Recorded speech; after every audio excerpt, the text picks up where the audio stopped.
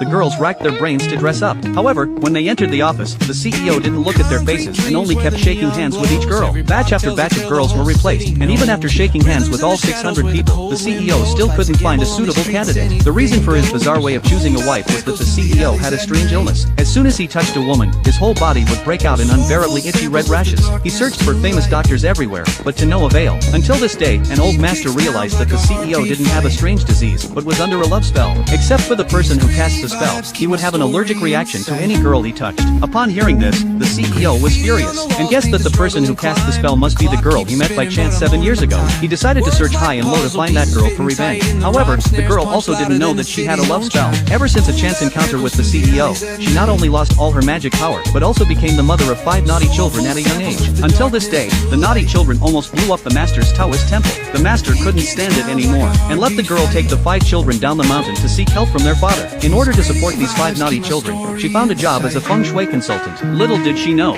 that the person who hired her was the CEO who caused her to lose her magic power. The reason the CEO hired her was also to let her help find the woman who made him stay single for 7 years. Seeing that the CEO couldn't provide any information, the girl could only let him close his eyes and try hard to recall the appearance of that woman. Then she began to cast a spell, and quickly calculated that the person the CEO was looking for was in the company. As a result, after shaking hands with all the female employees in the company, he still couldn't find that girl. At the same time, in order to prevent their mother from working too hard, the girl's 5 naughty children decided to use their respective magical powers to quickly find their father whom they had never met. The eldest brother, a top hacker, opened his laptop, while the younger sister, a genius in Taoist magic, took out a compass. In no time at all, the two quickly found all the information about their father. The younger sister, who knew magic, thought taking a car was too slow, so she used her magic power and instantly arrived at her father's company. Seeing the CEO walking towards her, she couldn't wait to hug him and frantically called out "Dad." This scared the CEO quite a bit, and he hurriedly asked if she had mistaken him for someone else. But the little girl was very confident in her abilities, and determined that she couldn't be wrong.